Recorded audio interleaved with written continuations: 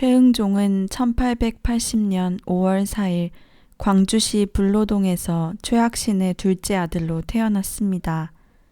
그의 어렸을 때 이름은 최영종이었습니다. 6살 때 어머니를 잃은 영종은 호랑이라는 별명을 가진 무서운 새어머니 밑에서 자랐습니다. 아버지와 새어머니 사이에는 이복동생 영욱이 있었는데 새어머니는 영종을 야단칠 때마다 이복동생 영욱과 비교했습니다.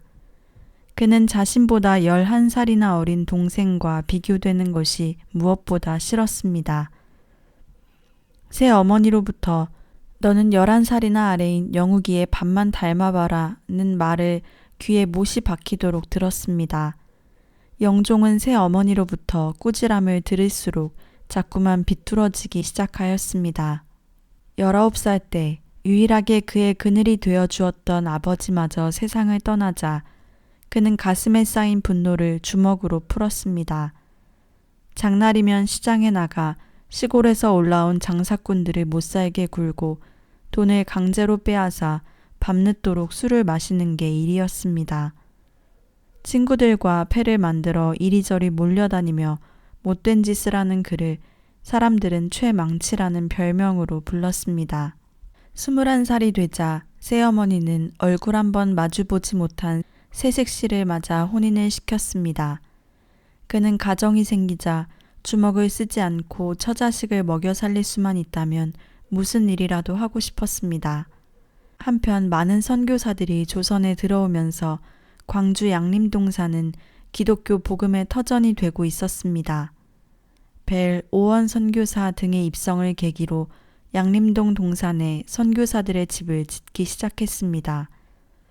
당시 마땅한 일자리가 없어 빈둥대던 청년들은 양림동산에서 하루 종일 집 짓는 일을 했습니다. 대부분의 한국 사람들은 서양 사람들을 싫어했기에 마을 사람들의 불만은 이만저만이 아니었습니다. 선교사들은 틈틈이 마을에 내려와 사람들을 붙잡고 설교하였습니다. 예수님을 믿으십시오. 아직 늦지 않았습니다. 죄를 회개하십시오. 그러면 마을 사람들은 자신들이 무슨 죄를 졌길래 회개하라고 하는 거냐며 화를 냈습니다. 최망치 역시 양림촌에 들어온 선교사들을 좋게 보지 않았습니다. 영종은 그렇지 않아도 심심하던 차에 친구 몇몇을 불러내어 양림동산으로 향했습니다. 영종은 건축공사가 한창인 마당에 들어서며 버럭 소리를 질렀습니다. 팔을 걷어올린 영종은 불에 굽기 위해 햇빛에 말리고 있던 벽돌더미를 와르르 무너뜨리고 목수들의 대패며 끌, 톱, 자귀 등 연장을 마구 빼앗아 던지는 등 한참 난동을 피웠습니다. 순식간에 공사판은 난장판이 되어버렸습니다. 인부들은 최망치에 대해서 익히 들었던 터라 아무도 대들지 못하고 구경만 하고 있었습니다. 그때 위험 있는 얼굴에 건강한 체구를 지닌 중년의 남자가 영종을 데리고 갔습니다. 나는 김윤수 집사라고 하네. 지금 마을 사람들의 불만을 잘 알고 있네. 하지만 지금 집을 짓는 일은 나를 위해서도 선교사들을 위해서도 아니고 바로 마을 사람들을 위해서라네. 가난하고 병든 사람들을 위해 하나님께서 우리에게 천사들을 보내신 거네. 앞으로 선교사들이 무슨 일을 하는지 지켜보다가 만약 마을 사람들에게 해가 되는 일을 하거든 그때 선교사촌을 무너뜨리게. 이후부터 영종은 구경 삼아 양림동 선교사촌의 건축 현장에 자주 들렀습니다. 그는 여전히 양림동산 주변에서 싸움꾼들과 몰려다니며 사람들을 괴롭히고 돈을 빼앗아 술을 마시곤 하였습니다. 그러던 어느 날 김윤수 집사에게 놀러 갔다가 그가 예수님을 믿게 된 이야기를 듣게 되었습니다. 원래는 그도 영종처럼 주먹을 휘두르며 건달로 살던 사람이었는데 어머니의 병을 고치러 교회에 갔다가 예수님의 사랑을 깨닫고 이제는 오로지 선교사님들을 도와 전도하는 일에만 몸과 마음을 바쳤다는 것이었습니다. 그의 이야기를 들으며 최영종은 친근감을 느꼈습니다. 1904년 크리스마스를 맞아 양림리의 배유지 목사 사택에서 열린 광주교회의 첫 예배에는 최영종도 참석했습니다. 김윤수 집사의 권유에 못 이겨 약간의 호기심을 갖고 참석한 영종은 잠시 얼굴만 내밀었다가 돌아가려고 했습니다. 그런데 벨 목사의 선교가 시작되자 영종은 맨 앞자리로 자리를 옮겨 차분하게 앉아서 끝까지 설교를 들었습니다. 설교 내용 중에서 선한 일을 하면 마음에 평화가 찾아와 영생을 얻는다는 대목이 마음을 움직였습니다. 그날 밤 집으로 돌아오던 영종은 왠지 마음이 착잡했습니다. 벨 목사의 선교는 그가 살아야 할 길을 제시해주고 있는 것만 같았지만 그 길을 어떻게 찾아가야 할지 막연했습니다. 그날 밤 아기 옆에 누운 영종은 지금까지 살아왔던 것처럼 살지는 않겠노라고 다짐했습니다. 그러나 그의 몸에 밴 죄의 습관은 쉽게 고쳐지지 않았습니다. 그날도 그는 시장에서 만난 한 장사꾼을 두들겨 팬 다음 돈을 빼앗고 그 돈으로 코가 비뚤어지도록 술을 마셨습니다. 집으로 돌아오는 길에 영종은 깊은 시름의 나락으로 빠져들었습니다. 나는 누구인가?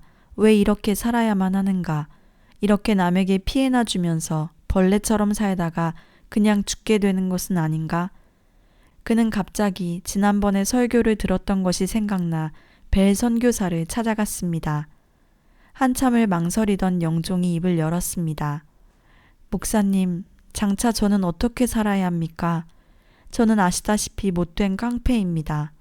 저 같은 인간이 무엇을 할 수 있을까요? 잠자코 이야기를 듣고 있던 벨 목사는 책상에서 성경을 가지고 와서 그에게 읽어주었습니다. 수고하고 무거운 짐을 진 자들아, 다 내게로 오라. 내가 너희를 쉬게 하리라. 나는 마음이 온유하고 겸손하니 나의 멍에를 메고 내게 배우라. 그리하면 너희 마음이 쉼을 얻으리라. 영종이 다급한 목소리로 물었습니다. 개같이 살아온 저 같은 사람도 구원을 받을 수 있을까요? 저도 김윤수 집사님 같은 사람이 될 수 있을까요? 물론이지요. 예수님 안으로 들어오시면 마음이 편안해지고 모든 고통이 사라집니다. 하지만 그것은 저를 잘 몰라서 하시는 말씀입니다. 평생 남을 괴롭히기만 한 제가 어떻게 남을 사랑할 수 있겠습니까? 기독교가 우리에게 주는 가장 귀한 메시지 중에 하나가 바로 당신은 완전히 변해서 새로운 삶을 살아갈 것이라는 말입니다. 자, 우리 계속 성경을 읽읍시다. 벨 목사는 성경을 읽으며 그에게 차근차근 설명해 주었습니다. 최영종의 마음도 조금씩 열리더니 갑자기 뜨거운 기운이 목구멍을 타고 솟구쳐 올랐습니다. 오랫동안 무거운 바위덩어리에 짓눌려 있었던 것 같은 답답함이 사라지고 가슴 밑바닥으로부터 기쁨이 치솟아 오르는 것을 느꼈습니다. 집으로 돌아온 영종은 기도하였습니다. 하나님, 지금까지의 모든 잘못을 용서해 주시기만 한다면 앞으로는 보람있고 떳떳하게 살겠습니다. 영종은 이제껏 살아오면서 세상이 이토록 아름답다고 느낀 적이 없었습니다. 그는 하나님을 믿고 따르기로 결심하였습니다. 다음 날부터 영종은 벨 목사가 준 성경책을 읽기 시작했습니다. 그는 온종일 방 안에만 붙박혀 꼬박 엿새 동안 성경책을 읽었습니다. 이제 그는 허랑방탕한 건달 생활을 청산하고 오로지 하나님의 말씀을 믿고 실천하기 위해 매일 양림동산 선교사촌에 출근하다시피 하였습니다. 그러던 어느 날 동생 영욱이 그에게 찾아와 형님, 언제까지 이렇게 사실 거요? 주님 말씀 믿고 사는 건 좋지만 가장으로서 식솔 건사는 해야지요. 언제까지나 어머니 그늘 밑에서 살 수는 없지 않나요? 하는 것이었습니다. 영종은 고민에 빠졌습니다. 당시는 일사조약 체결로 세상이 시끄러웠습니다. 각 지방에서 항일 을병이 일어나 을사조약 철회를 요구했습니다. 이런 와중에 영종은 광주 경무청의 순검이 되어 을병 잡는 일을 하고자 하였습니다. 벨 목사님과 김윤수 집사에게 찾아가서 자신의 뜻을 말했습니다. 많은 사람들이 손가락질하는 순검을 왜 하냐며 말렸습니다. 그러나 영종은 이것 말고는 먹고 살 길이 없다며 순검이 되고자 하는 결단을 굳혔습니다. 영종은 순검이 되어 선배들을 따라다니며 일을 돕거나 특별하게 하는 일 없이 경무청 부근을 어슬렁거리며 하루를 보냈습니다. 그가 순검이 된 것은 을병을 때려잡기 위한 것은 아니었습니다. 그는 다만 난세를 맞아 무엇이라도 해보고 싶었던 것이었습니다. 그는 마음속에 하나님의 말씀을 새기고 있다면 어떤 경우에도 떳떳하게 행동할 수 있으리라 믿었습니다. 그러나 그의 순검 생활은 특별히 지탄받을 만한 것도 칭찬받을 만한 일도 없었습니다. 어느 날 영종은 다른 순검 한 명과 같이 12명의 체포된 의병을 화순으로 압송하라는 명령을 받았습니다. 영종은 명령을 받는 순간 12명의 의병들은 틀림없이 모진 고문 끝에 총살을 당하리라는 것을 잘 알고 있었습니다. 영종은 곁에 있는 동료 순검 몰래 그들을 풀어주어 의병들은 가까스로 죽음을 면하게 되었습니다. 그 후로도 총살 직전에 의병 6명을 살려주었습니다. 그 무렵 국채보상 사건이 터졌습니다. 통감부가 설치되고 이토호가 부임하자 일본은 소위 시정 개선을 한다고 1,300만 원의 차관을 들여오게 되었습니다. 이제 조정은 경제적으로 완전히 실권을 잃고 말았습니다. 영종은 이제 결단을 내릴 때가 되었음을 알고 있었습니다. 그는 순검에 사직서를 써서 경무 고문 책상에 올려놓았습니다. 우려했던 대로 총수는 다음날 집으로 찾아와 순검을 그만두면 이전에 의병을 풀어준 일에 책임을 물어 감옥에 집어넣겠다며 협박하였습니다. 영종은 아침도 먹지도 않고 양림동산에 가서 하나님께 간절히 기도하였습니다. 하나님, 저로 하여금 비굴하게 살지 말게 하옵소서. 진실을 찾고 지키며 살게 하시고 의롭게 살 수 있을 정도의 용기와 양심의 자유를 잃지 않고 살 수 있을 정도의 물질만을 허락하옵소서. 그는 비굴하고 욕된 인생을 길게 살다 가는 것보다는 짧더라도 떳떳하고 진실되게 하나님 앞에서 욕심 없이 살다 가는 것이 더욱 아름다운 삶이라는 생각이 들었습니다. 그러던 어느 날 벨 목사와 함께 진료 사업을 도왔던 오원 의사가 심하게 앓게 되었습니다. 그는 몇 년 전에도 과로로 몸이 쇠약해져 일시 귀국했었는데 1년 후에 한국에 돌아와 몸을 아끼지 않고 진료 봉사를 하다가 심한 오한과 함께 눕고 말았습니다. 그래서 광주 선교병원을 맡고 있던 윌슨은 목포에 있는 포사이트 의사를 급히 광주로 오도록 하여 최영종과 김윤수 집사가 함께 마중을 나가게 되었습니다. 북풍이 몰아치고 눈보라가 사정없이 얼굴을 때리는 추운 겨울날 아침이었습니다. 포사이트 선교사는 한때 쿠바에서 선교 활동을 했던 분으로 얼마 전 전주에서 환자를 치료해주고 있는데 의병이 들이닥쳐서 일본 사람으로 잘못 알고 오른쪽 귀가 잘려진 일도 있었습니다. 산모퉁이를 돌아서자 멀리 들길 위해 나귀를 타고 오는 포사이트의 모습이 보였습니다. 가까이 오자 김윤수의 말대로 그의 오른쪽 귀가 보이지 않았습니다. 김윤수 집사는 포사이트 선교사에게 영종을 소개시켰습니다. 김윤수의 말이 끝나기가 바쁘게 포사이트는 나귀에서 내려와 허리를 구부리며 영종의 손을 덥석 잡았습니다. 영종은 나귀에서 내리는 그를 보자 너무 면괴스러워 허리를 깊숙이 꺾었습니다. 포사이트는 그의 눈을 들여다보며 말했습니다. 하나님의 참 말씀을 함께 실천할 형제를 만나게 되어 정말로 반갑습니다. 우리의 사랑을 형제와 함께 나눌 수 있기를 바랍니다. 영종은 낯선 미국인 선교사에게서 따뜻한 사람의 체온을 느낄 수 있었습니다. 세 사람은 광주를 향해 갈 길을 재촉했습니다. 마을 옆 산모퉁이를 돌자 곧 쓰러질 것 같은 폐가가 보였습니다. 그 폐가 앞에는 거렁뱅이 여인이 쪼그리고 앉아 있었는데 첫눈에 나병 환자라는 것을 알 수 있었습니다. 영종은 눈길조차 주지 않았습니다. 살려주세요. 거렁뱅이는 더러운 누더기로 감은 손을 무겁게 들어올려 흔들어 보이며 꺼져가는 목소리로 애원했습니다. 누가 도와주지 않으면 여인은 얼어 죽고 말 상황이었습니다. 영종은 김집사의 팔을 잡아 끌며 빨리 가자고 재촉하는데 그때 포사이트가 나귀에서 내리더니 거렁뱅이 앞에 쪼그리고 앉았습니다. 영종과 김윤수도 하는 수 없이 포사이트 옆에 걸음을 멈추어 섰습니다. 양복에 모자까지 쓰고 정장을 차려입은 포사이트는 두 손을 벌려 눈 위에 짚을 얇게 깔고 앉아 떨고 있는 나병 환자의 팔을 잡았습니다. 자매여, 내 외투를 입으십시오.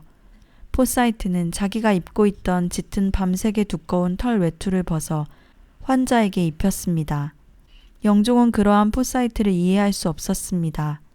당시 나병 환자들과 거린들은 어디에나 득실거렸고 아무도 그들을 돌봐주려고 하지 않았습니다. 거리에서 나병 환자를 만나면 못 볼 것을 보기라도 한 것처럼 침을 뱉거나 돌멩이를 던지고 모래를 뿌리기까지 했습니다. 영종과 김윤수도 그들을 불쌍하다고 생각했으나 그저 천형을 받아 저러겠거니 하고 지나쳤습니다. 그런데 이 낯선 미국인 선교사는 한 핏줄도 아닌데 꽤 감나가 보이는 외투를 벗어 손수 입혀주고 있었습니다. 포사이트는 손짓으로 나귀를 끌고 오라고 했습니다. 김윤수에게 광주 선교사촌까지 얼마나 걸리냐고 물어보자 한 10리 남짓 남았다고 하였습니다. 그는 잠깐 생각에 잠기더니 갑자기 결심이라도 한 듯 다시 피고름이 엉켜붙은 누더기에 감긴 나병 환자의 손을 잡았습니다. 여인의 손가락은 보이지 않았습니다. 자매여, 나귀 등에 오르십시오. 포사이트는 여인을 부축하여 일으켜 세웠습니다. 여인의 머리는 몇 달 동안 감지도 빗지도 않았는지 쑥대밭처럼 엉클어져 있었고 몸에서는 역겨운 고린내가 심하게 풍겼습니다. 포사이트의 부축을 받고 일어설 때 거칠게 불어온 바람이 머리에 뒤집어 쓴 누더기를 펄럭이게 한 순간 얼핏 본 여인은 코와 귀, 볼은 형체를 알아볼 수 없을 정도로 심하게 문드러져 흉측한 얼굴을 하고 있었습니다. 자, 자매는 우리와 함께 가는 것입니다. 포사이트는 나환자를 두 팔로 번쩍 안아 올려 나귀 등에 태웠습니다. 이 광경을 지켜보던 영종은 다시 한번 놀랐습니다. 외투를 벗어준 것은 그럴 수 있다고 쳐도 문드러진 나환자를 온몸으로 안아 올려 나귀에 태우는 것은 도저히 이해할 수가 없었습니다. 나환자를 나귀에 태운 포사이트는 스스로 고삐를 잡고 견마잡이가 되어 끌었습니다. 그때 불안한 자세로 나귀의 등에 타고 있던 여인은 피구름이 말라붙은 누더기에 감긴 손끝으로 자신의 지팡이를 가리켰습니다. 그때 포사이트는 순간 영종을 바라보며 말했습니다. 형제여, 저 지팡이를 집어서 나귀 등에 올라타 있는 이 불쌍한 병자에게 주시오. 포사이트는 영종에게 말했습니다. 영종은 꼼짝 않고 그대로 서서 포사이트를 바라보고만 있었습니다. 김윤수가 대신 지팡이를 집어주려 하자 포사이트는 말했습니다. 아닙니다. 미스터 최가 집어주십시오. 포사이트의 재촉에도 영종은 여전히 발이 땅에 얼어붙은 것처럼 꼼짝하지 않았습니다.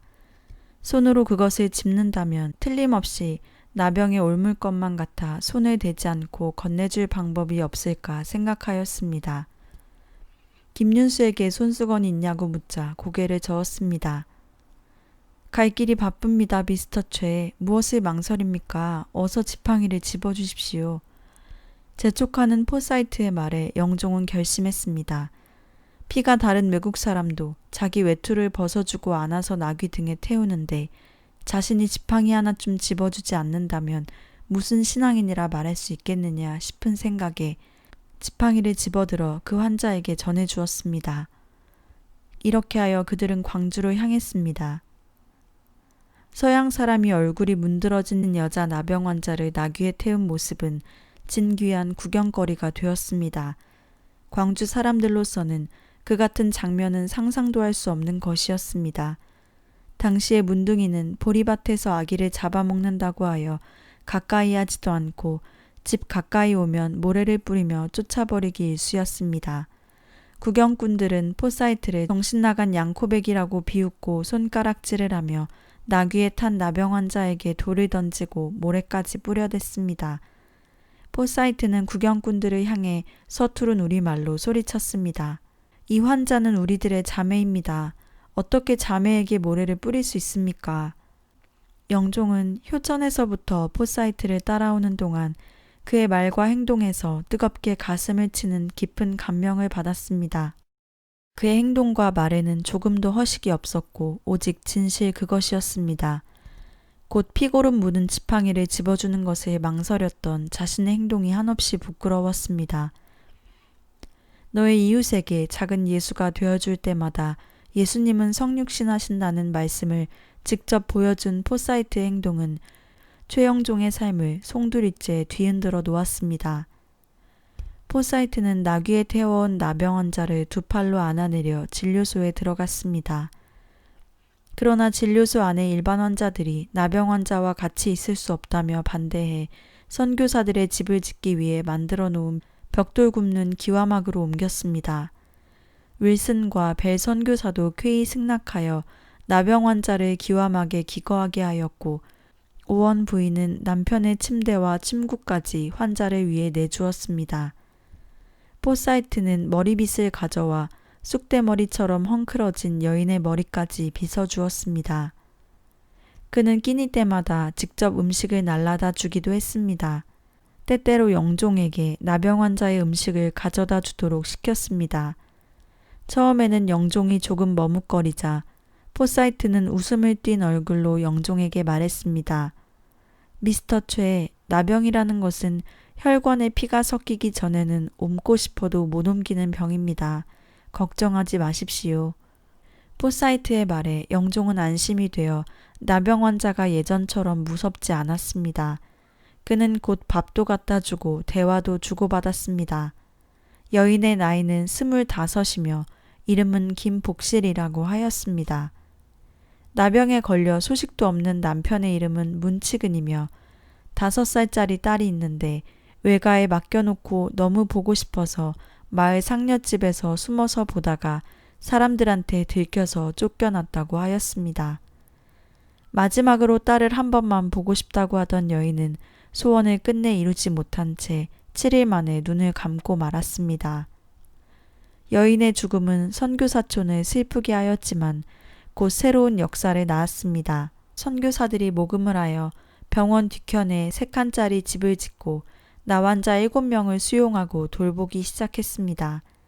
미국 선교사들이 양림리 동산에서 나병 환자들을 치료해 준다는 소문은 곧 광주 시내에 퍼졌습니다. 광주 거리를 배회하던 나병 환자들이 몰려와서 자기들에게도 약을 주고 주사를 놓아달라고 했습니다. 포사이트는 이들 모두를 받아들여 기와 막에 함께 기거하도록 하고 음식을 주고 치료를 해주었습니다. 영종은 아침에 일어나면 저절로 발걸음이 선교사촌으로 옮겨갔습니다. 그는 참으로 즐거운 마음으로 아침 일찍 선교사촌에 갔다가 포사이트 옆에서 나병 환자들을 돌보느라면 하루 해가 순식간에 기울곤 했습니다. 이제야 자신이 가야 할 길이 확연하게 보이는 것 같았습니다. 최영종은 부모로부터 물려받은 봉선리 땅 1,000평을 내놓겠다고 했습니다. 봉선리 동산에 나환자들을 집단으로 수용할 수 있는 임시 거처를 만들 생각이었습니다. 포사이트와 벨 목사 부부 등 선교사촌 사람들은 영종이 유산으로 받은 땅을 희사하겠다는 말에 감동을 받고 감사 기도를 올렸습니다. 특히 김윤수 집사가 누구보다 기뻐하였습니다. 집안에서는 아무리 상속을 받는 땅이라고 해도 가족과 단 한마디 상의도 없이 기증하고 그것도 모자라 나환자 수용시설까지 만들겠다니 제정신이 아니라고 하였습니다. 아내와 가족들은 그를 옆에 오지도 못하게 하며 나환자들 피고름을 닦은 손으로 누구를 만지려 하냐며 구박이 심했습니다. 그러나 선교사들로서는 참으로 기적적인 일이 아닐 수 없었습니다. 힘없는 자들의 돈을 빼앗던 깡패 최망치가 문둥병 환자의 피고름을 닦아주는 거룩한 손을 지닌 사람으로 변화될 줄은 상상도 못한 일이었습니다. 최영종은 이제 새 사람이 되겠다고 다짐하며 이름을 최흥종으로 바꾸었습니다. 어느 눈이 펑펑 오는 주일, 포사이트 선교사는 예수님의 탄생에 대한 설교를 하였습니다. 예수님이 태어나신 그날 여관마다 손님으로 가득 차고 머물 곳이 없는 아기 예수는 거절당해야만 했습니다. 이 아기가 몸들 곳이라고는 골고다 언덕 십자가뿐이었습니다. 욕심으로 차고 넘친 사람들의 마음속에는 더더욱 들어갈 곳이 없었습니다.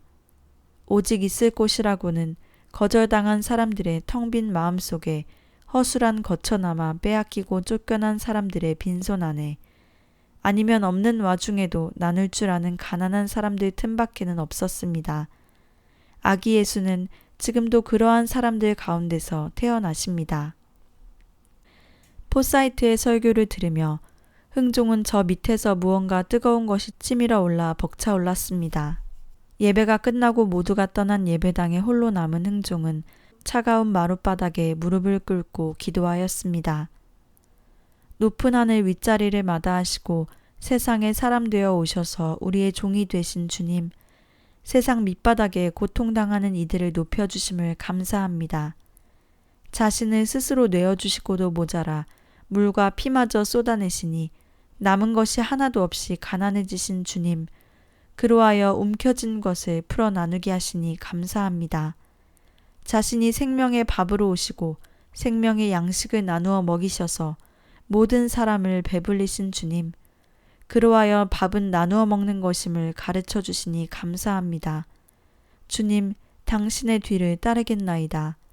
저도 십자가를 지고 서로 가진 것을 나누며 밥을 나누어 먹으며 저 낮은 곳에 처하여 평화의 일꾼으로 행동하겠나이다. 힘을 주소서 주님. 자신도 모르게 입에서 기도의 말이 술술 흘러나왔습니다. 기도한 것은 자신이 아닌 누군가가 그의 몸속에서 한 것 같았습니다. 1907년 벨 목사로부터 북문안 교회 최초 세례식에서 세례를 받았습니다. 흥종은 뜨거운 마음으로 성부, 성자, 성령을 받아들였으며 앞으로는 자신보다 작은 예수의 삶을 살리라 결심했습니다. 1년 뒤 집사 직분도 받았습니다. 그러던 어느 날 포사이트가 흥종을 불렀습니다. 내가 목포에서 처음 광주로 올 때를 기억하고 있겠지요? 나는 그때 미스터 최에게 일부러 나환자의 지팡이를 주워달라고 했습니다. 미스터 최가 지팡이를 집어준 순간 나는 하나님께 다짐했습니다. 앞으로 미스터 최를 친형제처럼 생각하고 함께 좋은 일을 하겠다고 말입니다. 최흥종은 존경하는 포사이트 선교사가 시키는 대로 무엇이든지 하겠다고 흔쾌히 대답했습니다. 포사이트는 그를 데리고 제중원으로 갔습니다. 제중원 앞에는 수많은 나환자들이 끝이 보이지 않을 정도로 질비하게 누워 있었습니다. 더러운 누더기로 몸을 감싼 그들은 사람의 모습이 아니었습니다. 손발이 썩어서 저절로 떨어져 나가고 코와 눈두덩이와 입술과 턱이 문드러진 그들은 길바닥에 퍼지르고 앉거나 누워서 통증 때문에 울부짖고 있었습니다. 그 광경은 지옥보다 더 참담했습니다. 포사이트는 옆구리에 끼고 있던 성경책을 흥종에게 내밀며 길가에 누워있는 환자들에게 큰 소리로 읽어주라고 했습니다. 흥종은 포사이트가 말한 대로 누가복음 17장 11절로 16절을 큰 소리로 읽어 내려갔습니다. 예수님께서 예루살렘으로 가실 때에 사마리아와 갈릴리 사이로 지나가시다가 한 마을에 들어가시니 나병 환자 10명이 예수님을 만나 멀리 서서 소리를 높여 이르되 예수 선생님이여 우리를 불쌍히 여기소서 하거늘 보시고 이르시되 가서 제사장들에게 너희 몸을 보이라 하셨더니 그들이 가다가 깨끗함을 받은지라. 그 중에 한 사람이 자기가 나은 것을 보고 큰 소리로 하나님께 영광을 돌리며 돌아와 예수님의 발 아래 엎드려 감사하니 그는 사마리아 사람이라. 최흥종이 성경을 읽는 동안 포사이트는 환자들 사이를 돌아다니며 기도를 해주기도 하고 피고름을 짜고 환부를 어루만져 주기도 했습니다. 순간 흥종은 형언할 수 없는 뭉클한 감동을 받았습니다. 나병 환자 여인에게 피고름 묻은 지팡이를 집어주고 나서 한참 만에 느낀 감정이었습니다. 그는 제중원에서 포사이트 선교사와 함께 나환자들을 돌보고 다음날 밤에야 집에 돌아와 김복실에 지팡이를 꺼냈습니다. 어둠 속에서 그는 소매자락으로 지팡이의 먼지를 닦아낸 다음 가슴에 안았습니다. 제중원에는 연일 수많은 나환자들이 몰려들었습니다. 윌슨과 포사이트가 치료를 맡았고 김윤수 부부가 이들을 도와주었습니다. 흥종은 윌슨으로부터 의학 수업을 받아 간단한 환자는 직접 치료할 수 있게 되었습니다. 그런데 제중원의 나병 환자들이 한꺼번에 몰려들면서 일반 환자들은 치료를 받으러 오지 않았습니다. 시골에서 급한 환자들을 지게에 지고 왔다가도 나병 환자들을 보고는 겁에 질려 도망치듯 되돌아가곤 했습니다. 제중원을 다른 곳으로 옮겨달라는 주민들의 항의가 빗발쳤습니다. 흥종은 항의하러 오는 주민들에게 우리는 모두 하나님의 형상으로 지음받은 귀한 존재들이며 남의 아픔이나 고통을 모른 척해서는 안 된다는 것을 역설하였습니다. 사람들은 환자들을 돌보는 서양 사람들과 흥종도 곧 문둥이가 될 것이라며 수군거렸습니다. 아내까지도 흥종이 가까이 오는 것을 한사코 싫어했습니다. 새 어머니와 형제들로부터도 따돌림을 당했습니다. 아무도 그를 이해해주지 않았습니다. 그러나 그는 개의치 않고 그럴수록 더욱 병원에서 환자들과 함께했습니다. 점점 늘어가는 나환자들의 수용을 위해 윌슨은 영국 나환자 선교협회에 도움을 청했고 마침내 1912년 11월 15일 봉선리에 한국 최초 나환자 집단 정착촌이 마련되었습니다. 흥종은 이제 직접 나환자들에게 주사를 놓고 투약할 정도였고 윌슨은 흥종에게 나환자촌 관리 책임을 맡겼습니다. 최흥종이 집에 숨겨두었던 김복실의 지팡이를 나환자촌으로 가지고 나와 그의 방에 걸어두었습니다. 어느 날 미국에서 온 제중원의 간혹과장 서서평 선교사가 나환자 치료를 돕기 위해 왔다가 지팡이를 보고 사연을 물었습니다. 그는 포사이트가 광주에 오던 날 만났던 김복실에 대한 이야기와 그녀가 마지막 숨을 거두며 남긴 말을 했습니다. 서서평은 그 말을 듣고는 감동하며 김복실의 딸을 데려다 양녀로 키우겠다고 하였습니다. 최흥종은 김복실의 친정을 찾아가서 김복실이 몇 년 전에 죽은 이야기와 마침 그의 딸을 양녀로 맡겠다는 선교사가 있어 데려간다는 이야기를 하였습니다. 외숙모는 그동안 키운 돈을 요구하며 그냥 데려갈 수 없다고 하였습니다. 그는 송아지 한 마리 값을 계산해주고 보영이라는 김복실의 딸 아이를 데려왔습니다. 문 밖에서 기다리고 있던 서서평은 반갑게 맞았고 보영을 양녀 삼았습니다. 한편 윌슨과 최흥종은 그동안 나환자촌을 마련하고 그들을 치료하면서 환자들 마음속에 하나님의 복음을 뿌리 깊게 심어주기 위해 참으로 많은 고통을 겪어왔습니다. 이제 환자들은 그리스도의 복음을 통하여 어떤 고통이라도 감내하고 이겨낼 수 있는 사랑의 힘을 찾아냈습니다. 환자들은 33살의 최흥종을 아버지처럼 의지하고 따랐습니다. 처음에 그를 비아냥댔던 주민들도 그의 헌신적인 삶에 감동을 받기 시작했습니다. 가족들도 그를 이해하기 시작했습니다. 아내는 진심으로 그를 응원해 주었습니다. 이제서야 당신이 참말로 훌륭한 일을 하신다는 것을 알았구만요. 집안 걱정은 마시고 당신 하고 싶은 대로 하셔요. 새 어머니도 며칠 전 그가 나환자 수용시설에서 밤을 새고 들어오는 것을 보고는 봉사도 좋지만 잠은 집에 들어와서 자도록 하소 라고 부드럽게 말했습니다. 1911년 5월 이승만 박사가 광주에 왔습니다. 이 즈음 최흥종 집사는 나날이 정신없이 바쁜 일과 속에 묻혀 살았습니다. 주말이면 양림리 교회에 가서 교회 일을 받들고 주중이면 나환자촌의 각종 시설 보수 공사를 비롯하여 환자 치료와 면담 등으로 눈코 뜰 새 없었습니다. 그러나 바쁜 일과 속에서도 이승만 박사의 강연을 놓치지 않았습니다. 이승만은 남대리 선교사 집에 모인 청년들에게 광주에도 YMCA를 만들어 청년들이 주축이 되어 나라와 민족을 위해 일해야 한다고 힘주어 말했습니다. 모두들 이승만 박사의 말에 크게 공감했습니다. 최흥종은 1912년 8월 양림리 교회에서 거행된 광주 최초의 임직식을 통해 김윤수 집사와 함께 광주 북문안교회의 초대 장로가 되었습니다. 당시 북문안교회에는 흥종을 비롯한 믿음이 강하고 헌신적인 교회 지도자들이 많았습니다. 이 교회에는 500여 명의 교인들과 함께 애국지사들이 모인 이 교회에서는 구국운동의 대열에 앞장을 섰고 훗날 3.1운동 때도 주도적인 역할을 했습니다. 당시 일본은 한국을 강압적으로 합병한 이래로 제일 먼저 황해도에 천주교 민족주의자들을 소탕하는 안학사건을 일으켰으며 곧바로 평안도에 개신교 민족주의자들을 제거하는 배고인 사건을 일으켰습니다. 이승훈을 비롯한 김구, 윤치호 등 600여 명의 애국지사들이 체포되고 105명에게 징역이 언도되었습니다. 기독교인 지도자들을 탄압함으로써 사회 저변으로부터 반대의 목소리를 잠재운 일본은 곧바로 전국의 토지 조사를 실시하여 수많은 사람들의 토지를 빼앗았습니다. 이때 흥종은 1896년 일본인 장교를 죽이고 전라남도 보성에 잠시 숨어 지내던 김구 선생이 중국을 무대로 독립운동을 하고 있다는 소문을 들었습니다.